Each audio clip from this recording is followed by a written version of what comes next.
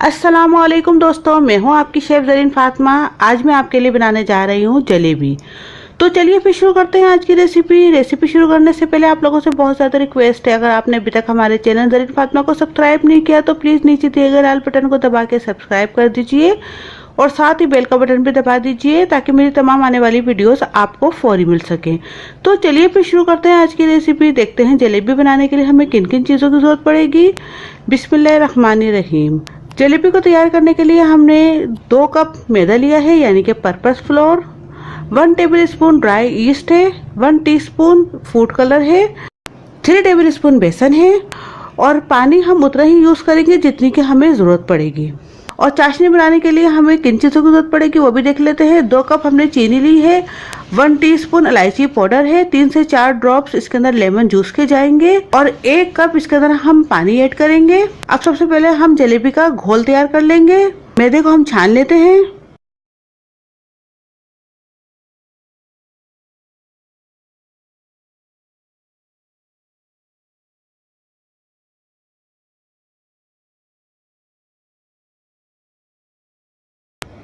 अभी देखिए मैदा छन चुका है। अब इसके अंदर हम बेसन भी शामिल कर लेंगे और साथ ही इसके अंदर हम ड्राई ईस्ट भी शामिल कर लेंगे। और अब हम इसको मिक्स कर लेते हैं और अब हम इसे पानी से घोल लेंगे।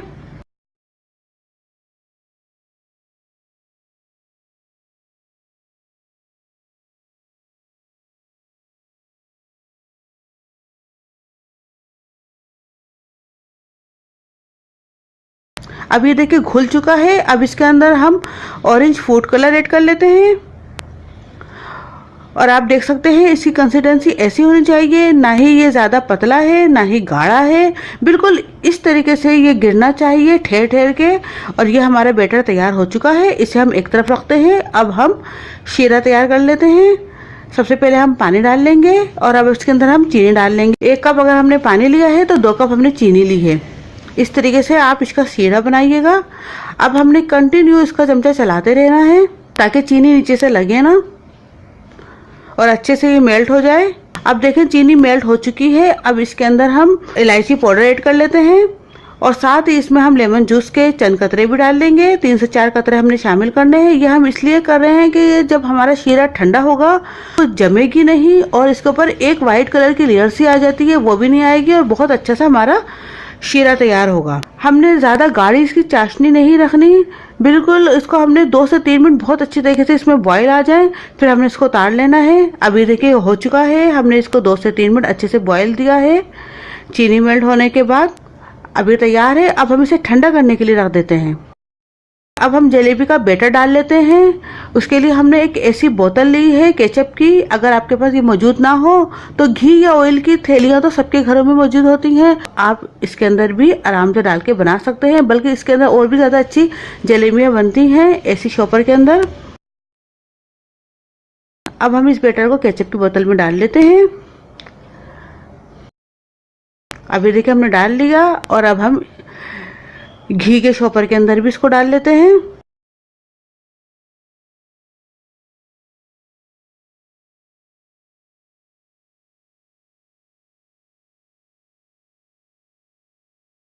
अभी देखिए दोनों में हमने डाल लिया। अब पैन के अंदर हम घी गरम कर लेते हैं। घी को हमने तेज गरम करना है। अगर आप ठंडे में डालेंगे या हल्के गरम में डालेंगे तो आपकी जलेबी का जो बैटर है वो फैल जाएगा, इसलिए आपने बहुत तेज गरम में ही इसको बनाना है। अभी देखिए तेज गरम हो चुका है और अब हम जलेबी बनाना शुरू करते हैं।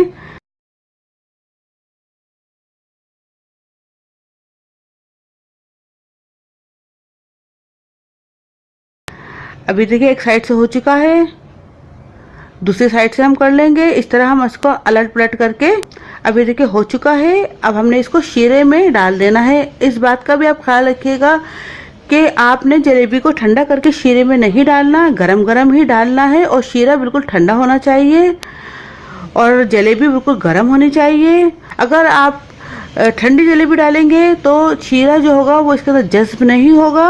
अब हम घी के शॉपर से भी तैयार करके आपको जलेबी बताते हैं। थोड़ा सा इसकी आप नोक काट लीजिए, बिल्कुल हल्की से आपने इसकी नोक काटनी, ज़्यादा मोटा करेंगे तो मोटी जलेबी बनेगी। अभी देखिए कट कर लिया। अब हम इसे डालना शुरू करते हैं। जलेबी को आम शॉपर से भी बना सकते हैं, लेकिन मैं यहाँ पर घी या ऑयल का शॉपर का यूज इसलिए कर रही हूँ कि ये थोड़ा सा मोटा होता है, क्योंकि ये जो फ्राई करने के लिए हम जलेबी का घी या ऑयल लेंगे वो बहुत ज़्यादा तेज़ गर्म होगा। उसकी गर्माहट से आपका शॉपर फट सकता है, ख़राब हो सकता है, इसलिए कोशिश कीजिएगा घी या ऑयल का ही शॉपर लें।